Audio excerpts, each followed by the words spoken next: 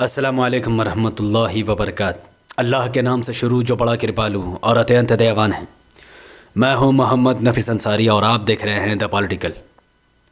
बीते कुछ दिन पहले ही दिवाली गुजरी है। लोगों ने सवाल किया कि मैंने दिवाली की शुभकामनाएं क्यों नहीं दी हिंदुओं को। मैं आज उसके जवाब देने के लिए ये वीडियो बना रहा हूँ। किस बात की बधाई दूँ, किस बात की बधाई मांग रहे हो मुझसे। उत्तर प्रदेश के अयोध्या में 9 लाख दिए जलाए गए, हज़ारों लीटर तेल को बर्बाद किया गया, दिया जलाकर पूरे उत्तर प्रदेश को पॉल्यूशन फैलाया गया, पूरे कार्यक्रम में हज़ारों लाइट का इस्तेमाल किया गया और गरीब जनता के करोड़ों रुपए बर्बाद कर दिए गए।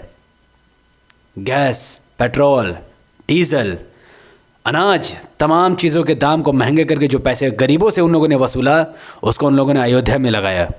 किस बात की शुभकामनाएं दूं मैं? गरीब का पैसा बर्बाद करने के लिए, गरीब जनता को लूटने के लिए, गरीब जनता के पैसे से पूजा पाठ करने के लिए किस बात की शुभकामनाएं दूं मैं? आप सब उस वक्त मुझसे शुभकामनाएं मांग रहे हैं जब चीन हमारे धरती पर घुसकर, अरुणाचल प्रदेश में घुसकर चीन 101 घर बसा लेता है, पूरा गांव बसा लेता है। अरुणाचल प्रदेश के अंदर हमारे भारत के 4.5 किलोमीटर के अंदर तक चीन घुस चुका है, 4.5 किलोमीटर तक, और उसने अपने पूरे गांव उसने बसा लिया है। उसके सोल्जर्स वहाँ पर तैनात हैं जो घर की रक्षा कर रहे हैं, सेलिब्रेट कर रहे हैं और इंडिया के मुंह पर तमाचा मार रहे हैं। किस बात की सेलिब्रेशन और किस बात की दीपावली की शुभकामनाएं मांग रहे हैं आप सब? मुझे ख़ास हिंदू समुदाय या धर्म से कोई चिढ़ या नफरत नहीं है, पर बात करना है तो ढंग से क्या करो। अगर आपको अपना पूजा पाठ करना है, अगर आपको दिया जलाना है और अगर आपको बड़े से बड़ा कार्यक्रम करना है तो अपने बाप के पैसे से करो, अपने पैसे से करो। जोगी को बोलो अपने जेब का पैसा उसमें लगाए, आरएसएस बजरंग दल विश्व हिंदू परिषद को बोलो चंदा करके बनाए। गरीब के जनता के पैसे से आपको पूजा पाठ करने कोई हक नहीं है। कोई मुसलमान, क्या मस्जिद में कोई इमाम नमाज पढ़ाते तो क्या गरीब हिंदू का पैसा लेता है? क्या कोई मुसलमान मस्जिद बनाते तो किसी हिंदू का पैसा बनाता है?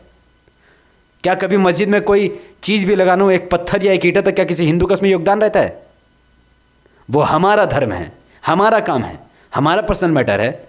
हम मुसलमान मिलकर मस्जिद बनाते हैं, हम मुसलमान मिलकर मस्जिद में पढ़ा रहे इमाम और मौज़िन को सैलरी देते हैं अपने पैसे से, अपने बाप के पैसे से, तुम्हारे बाप के पैसे से नहीं।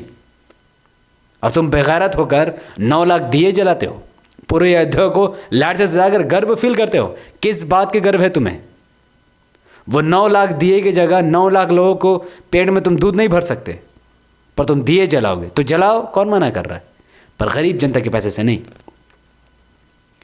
आज चाइना जो आतंक हमारे देश में फैला रहा है, ये बहुत परेशान करने वाली बात है। दिवाली क्या है? कुछ नहीं है। क्या है दिवाली? वो चाइना जो कर रहा है उसके आगे दिवाली क्या है? क्या ये दिवाली मनाने का वक्त है? ये खुशियाँ मनाने का वक्त है? जिस भारत को तुम माँ कह रहे हो, उस भारत की माँ की छाती पर बैठा हुआ चाइना, और तुम नामर्द बनकर सिर्फ तमाशा देख रहे हो। तुम्हारी सरकार नामर्द बनकर तमाशा देख रही है। क्या करोगे तुम लोग? कौन बचाएगा इस देश को? इस देश का गृह मंत्री को नमाजियों से नफरत है, नमाज पढ़ने वालों से दिक्कत है।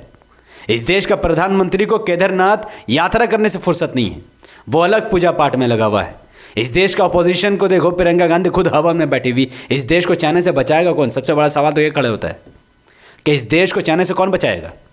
जो चाइना भारत माँ, तुम्हारे अकॉर्डिंग तुम भारत को माँ मानते हो, उस माँ के छाती पर बैठ के अपने पैर कचोलने वाला चाइना अरुणाचल प्रदेश में घुसकर 100 से भी ज़्यादा घर बनाकर, गांव बसाकर अपने सोल्जर्स को खड़े कर देता है, और तुम दिवाली मनाने की बात करते हो, और तुम्हारा नेता पूजा पाठ करता है। ये सब हो क्या रहा है हमारे देश में?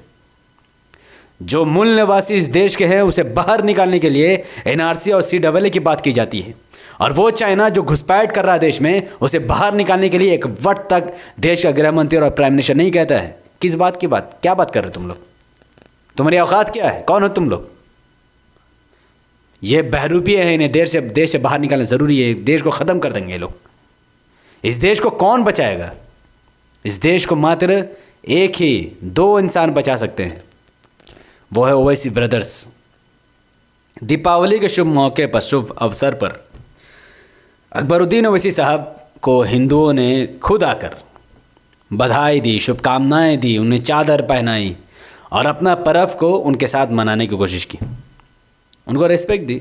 एक औरत भी आई, एक मर्द भी आया, कुछ लोग और आए। दारुस्सलाम तो हर किसी के लिए खुला हुआ, ये मोदी सलाम या शाह सलाम नहीं, ये दारुस्सलाम है। यहाँ पर हर कोई आ सकता है और अपनी फरियाद ओवैसी ब्रदर्स के सामने रख सकता है और अपने काम को पूरा करवा सकता है।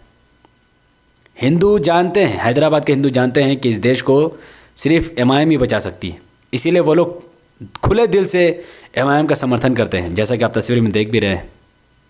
पर आप सब नहीं समझ रहे।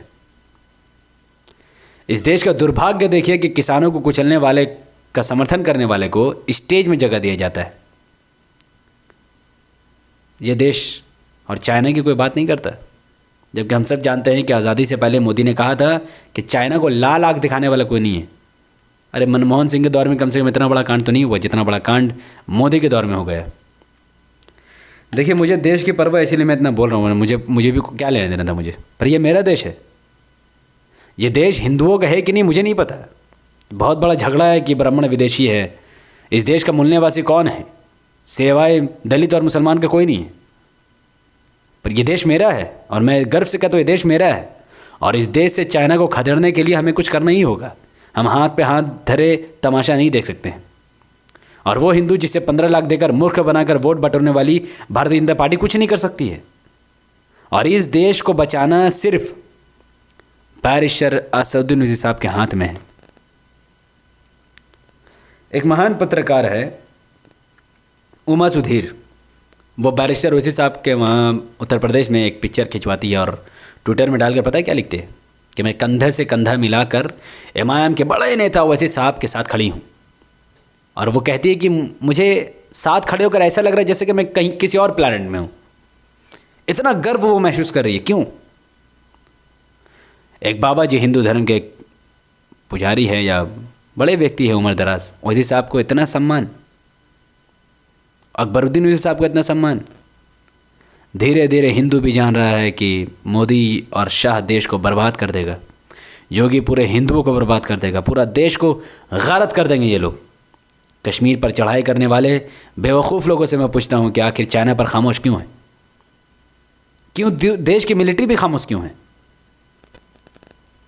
विपिन रावत को क्या हुआ है, चीफ ऑफ डिफेंस?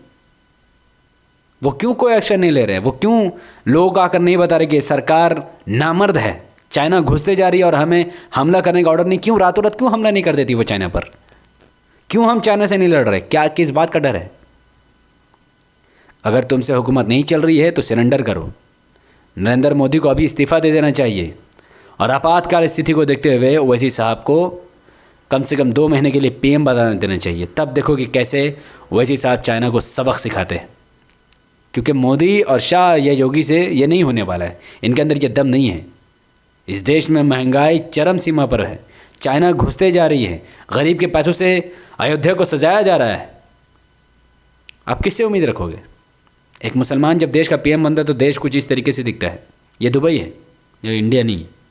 पर इंडिया ऐसा बन सकता है और मैं यकीन दिलाता हूँ आपको, मुस्लिम शासित प्रदेश दुबई दुनिया में सबसे खूबसूरत कंट्री बन चुका है और तरक्की कर रहा है। हमारा भारत भी ऐसा हो सकता है, पर मोदी और शाह की ऐसी औकात नहीं कि वो भारत को ऐसा बना दे, क्योंकि उनको फुर्सत नहीं पूजा पाठ करने से। तो एक मुस्लिम दुबई को इतना ऊंचाई तक ले जा सकता है, तो सोचो वैसे साहब देश का पीएम बनेंगे तो देश को कितनी ऊंचाई तक ले जाएंगे। तो मैं हिंदुओं से गुजारिश करूंगा कि तुम मेजोरिटी में हो, 100 करोड़ की आबादी तुम्हारी, हम तो सिर्फ 25 करोड़ है। तुम 100 करोड़, तुम जिसकी चाहोगे सरकार बनाओगे, जिसकी चाहोगे सरकार गिराओगे। फॉर गॉड सेक, देखो चाइना घुसता जा रहा है, हमें ओवैसी साहब को पीएम बनाना ही होगा। हिंदुओं से गुजारिश कर रहा हूँ कि आओ एमआईएम ज्वाइन करो, आओ अपने नेता को पहचानो, छोड़ दो योगी, अमित शाह और मोदी को, जो लोग तुम्हें 15 लाख रुपए लालच देकर वोट तो दिलवाते पर तुम्हें बदले में ठेंगा देते हैं। छोड़ दो इनको। मैं दलित भाइयों से गुजारिश करूंगा, सिख समुदाय के लोगों से गुजारिश करूंगा, मुसलमानों से भी गुजारिश करूंगा कि एक मत हो जाओ, एक स्टेज पर आ जाओ और एमआईएम को वोट देकर एमआईएम को कामयाब करो। और चाइना के लिए, कम से कम चाइना को बाहर निकालने के लिए एमआईएम के अध्यक्ष ओवैसी साहब को किसी भी हाल में इस देश का प्राइम मिनिस्टर बना, वरना चाइना धीरे धीरे पूरे अरुणाचल प्रदेश को निगल जाएगा, पूरे लद्दाख को निकल जाएगा। तुम चाइना के आने वाले प्लानिंग को नहीं समझ रहे। चाइना अपने बेस को मजबूत कर रहा है और हमारा देश को अमित शाह, मोदी, योगी खोखला कर रहे हैं। और अब डरोगे तो फिर काम नहीं चलेगा।